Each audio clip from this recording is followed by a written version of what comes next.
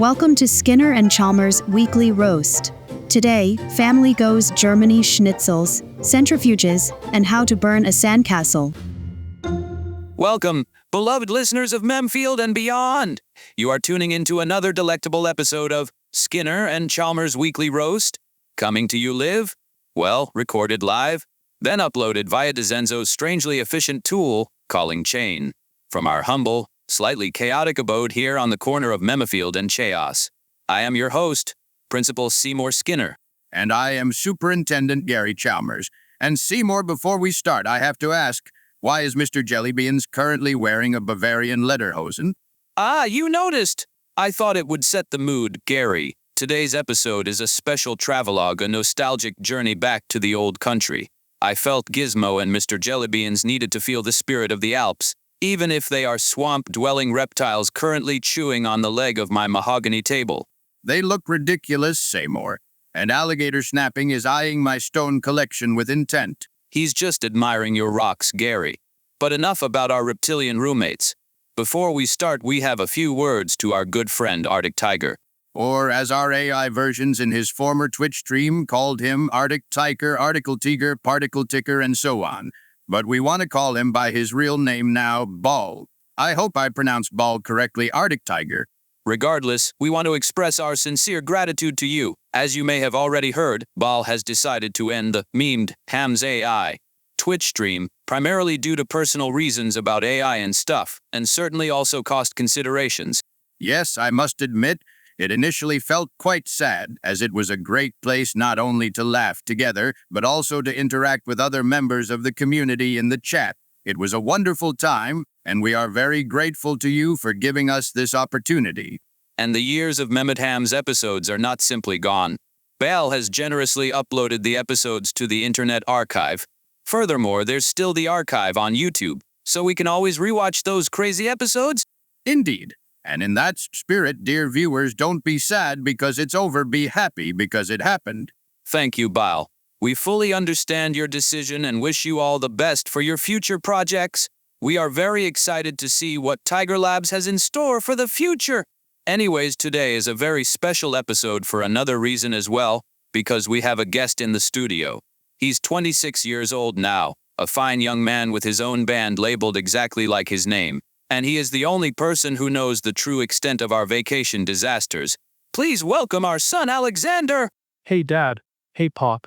Great to be on the mic. And for the record, the alligator looks dashing with the lederhosen. Don't encourage him, Alex. If Skinner has his way, the pet volcano Krakatoa will be wearing a Tyrolean hat by noon. An excellent idea. But yes, Alexander, we brought you on because we were reminiscing about that trip we took when you were 13. Do you remember?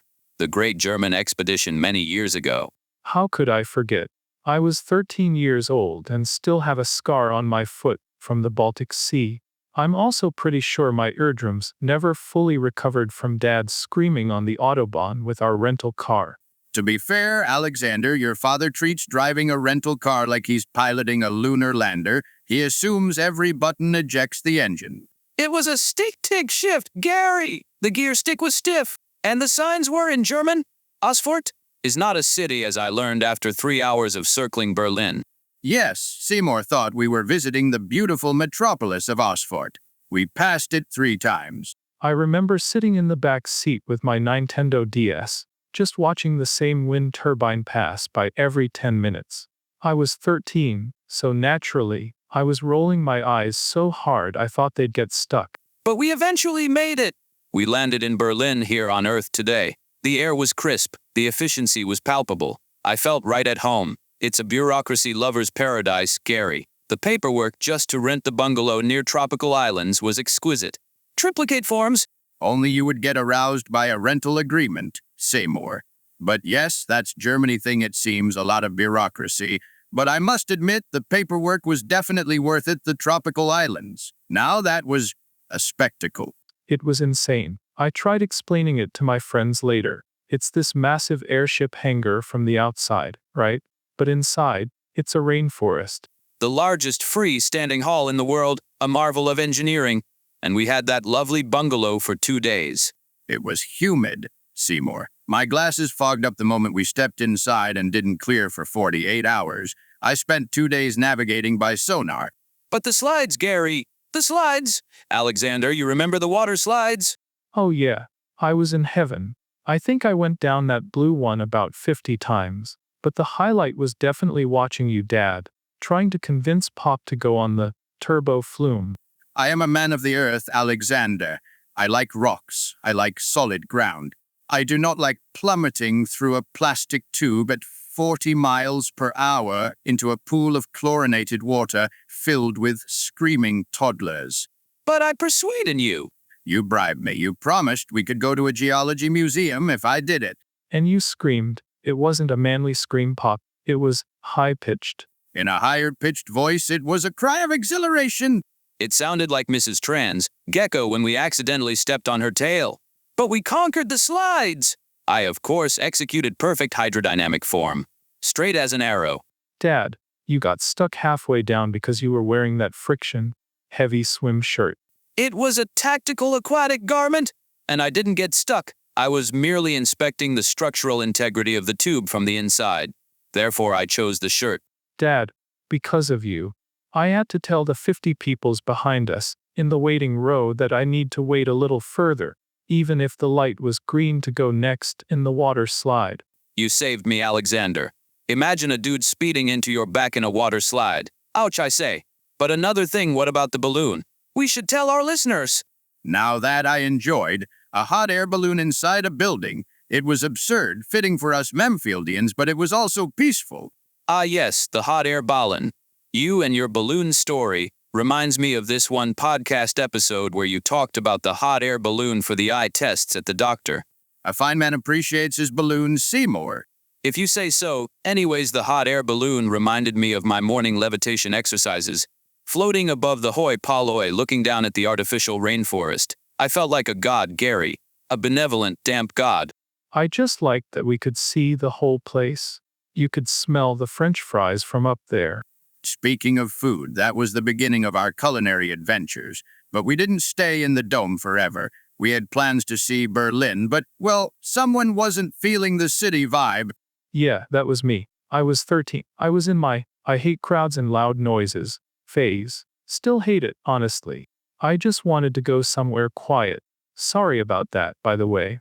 I know you guys wanted to see the Brandenburg Gate and stuff. Nonsense, Alexander. A family unit is a democracy. Mostly. Besides, it led us to Herensdorf, the Baltic Sea. It sounded rugged. It sounded salty. It sounded fishy. It sounded far away from the traffic circles of Berlin, so we drove north. And honestly, finding that vacation apartment was a stroke of luck. Spontaneous booking. Very unlike me, I know. Usually I have an itinerary color coded by the hour. But we found that charming little place.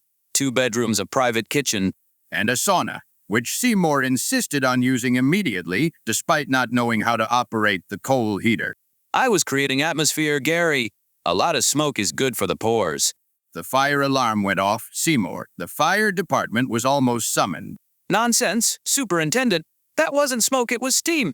I'll show you steam, I said, and added, the sauna is on fire, Skinner. We need to get out of here. I was hiding in my room eating pretzels while you two were waving towels at the smoke detector. Good times. But the kitchen, that is where the magic happened. No, Seymour. Don't even think about telling our listeners this story. We are not going deeper into that. But Gary, it was a perfectly cooked coque, leaky, and I was... No, Seymour. Don't ever say it again. The young folks will loop that and post it on TikTok. Let's just say Seymour was trying to climb out the window and insisted it wasn't smoke, but steam. Okay. Right then. So should I say the beach is where the magic happened? We went to the seaside. The waves were crashing, the seagulls were screaming, much like Dobwa when he doesn't get his cracker. And we decided to build a sandcastle, a classic family activity. It was lovely. And here is where the story gets into Memfield logic territory. Dad, explain to the listeners how you managed to set the sand on fire. It was a freak chemical reaction, I guess. Seymour sand is silica. It is by definition already burned rock. You cannot burn it again. Or at least you need very high temperatures for that. Nothing you can get on a regular German beach. I was attempting to sculpt a steamed ham, out of the sand to crown our castle. I used a magnifying glass to harden the edges, much like you use for your rocks, Gary. The sun was at a specific angle. The seaweed I used for garnish was perhaps drier than anticipated. There were flames, Dad. Actual flames coming out of a wet sandcastle. I took a picture, but I lost that phone. No one believes me. I watched it happen, and I still don't believe it. The sand turned black and started smoking. It smelled like burnt roast. It was a regional dialect of combustion. Good Lord. Only you, Seymour. You are the only man on Earth who could burn down a beach. We had to stomp it out. We looked like lunatics. 3 Americans stomping on a sandcastle while German tourists watched in horror. They were impressed by our vigor. But after the fire was extinguished, we decided to seek professional food. We decided to walk to that restaurant along the coast. The walk. What a lovely long walk we had. The 20-minute walk that took 2.5 hours. Because Gary found rocks. They weren't just rocks, Seymour. The Baltic coast is a geological treasure trove. I found flint. I found granite with feldspar inclusions. I found a piece of amber that I thought was a fossilized bug, but turned out to be a piece of old beer bottle glass. But still, the thrill of the hunt. Pop, you stopped every 3 feet. I was starving. I was 13 and growing. I needed a vegan schnitzel. Gary would pick up a stone, hold it to the light, lick it. Licking brings out the mineral striations. It is a standard geological practice. You licked a lot of the Baltic coastline that day, Gary, and poor Alexander was wilting like a flower in a drought. I was carrying the bag of rocks. It weighed 20 pounds by the time we got to the restaurant. And what a restaurant it was! We walked in dusty, carrying a bag of stones, and you too were grumpy. But I sat down, pulled out my magnifying glass, and started cataloging the finds on the tablecloth while we ordered the food. The waitress looked terrified at first. She thought you were inspecting the cutlery for dirt. But then the owner came out. She looked like she is throwing us out. Oh no, you both got it wrong. A delightful woman, I say, Helga. She saw my feldspar and her eyes lit up. It was incredible. I thought we were going to get kicked out for bringing geological debris into a dining establishment. Instead, she pulls up a chair and starts debating sedimentation layers with Gary. She knew her strata. We talked for 45 minutes about the erosion patterns of the Ooze Dam cliffs. Meanwhile, Dad and I are sitting there, stomachs growling, eating the breadsticks. I ate 7 breadsticks, Alexander. 7, but it paid off. Indeed, she gave us a 20% discount. The fellow rock enthusiast discount. The schnitzel was worth the wait, I gotta admit. And seeing Pop so happy about a piece of gray rock was kinda nice, even if I wanted to pass out from hunger. See, a learning experience. Patience yields discounted food. That is the lesson. The lesson is that geology opens doors, Seymour, unlike your steamed hams, references which usually just close them immediately. People love the hams. Gary, ArticTiger's AI stream was running 24/7 because the people demand the hams. That's a containment facility for the meme Seymour, not a fan club. But moving on, the next day, Alexander, you made a choice. The circus? I saw the posters in Heringsdorf. I loved the circus back then. It was a quaint European circus, very artistic, less lions, more interpretive juggling. I enjoyed the acrobats. Although, Seymour, you kept whispering about the physics of their center of gravity. Science is everywhere, Gary! Which brings us to the highlight of the educational portion of our trip, the Physics Museum. It's called Finamenta. I remember groaning so hard when you guys suggested that. I thought, great, summer school. Yay. But you loved it. Admit it. Come on, admit it, you little Chalmerino. Okay. Yeah, I did. It wasn't boring dusty glass cases. It was interactive. The ping-pong ball suspended by the hairdryer airflow. Bernoulli's principle in action. Even I found that delightful. And the satellite dishes. The acoustic mirrors. Oh, those were cool. One dish on one side of the hall, one on the other. You could whisper into one and hear it perfectly across the big hall. That was impressive. Seymour, do you remember what you whispered to me? I believe I whispered, Jerry, look at the posterior on that exhibit guide. You did not. You whispered, I think I left the stove on in the apartment. Ah, yes. That was the panic setting in. But it turned out I hadn't.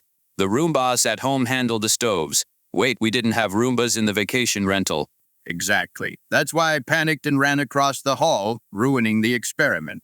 But it was nothing to be worried about. Nothing to be worried about. It was a electric stove, so even if it was on, we're just paying little extra bill but nothing burns down. Going to the next main event, it was the astronaut trainer, the gyroscope chair. I was born for the stars, Alexander. I remember you just looked in it and said, "Nah, thanks." That's true, Dad. I knew if I'm gonna test that thing out, the day is ruined because I feel sick. You, on the other hand, I simply had to try it. I am a man of science. I needed to feel the G-forces. You are a man of motion sickness, Seymour. You get dizzy on a swivel chair. I strapped myself in. The operator asked if I had any inner ear conditions. I said, "Only a condition of needing speed." and then he spun you, upside down, side fast. I have never seen a man turn that shade of green, Seymour. It was a hue usually reserved for Swampy when he's got the flu. It was disorienting. The horizon was everywhere. My breakfast was contemplating a return journey. When they stopped the machine, you couldn't walk. We had to carry you out like a wounded soldier. I had ear itches for 2 days. My equilibrium was shattered. I tried to stand up straight and fell into a display about magnetic fields. You knocked over a pendulum, Seymour, a Foucault pendulum. You interrupted the rotation of the Earth, essentially. But I did it. I rode the beast. And then you sat on a bench for an hour drinking flat Sprite while Pop and I played with the giant bubbles. It was clear, Seymour, NASA's not calling. Their loss. I would have reorganized the International Space Station's filing system beautifully. Surely. So the next day was the storm, right?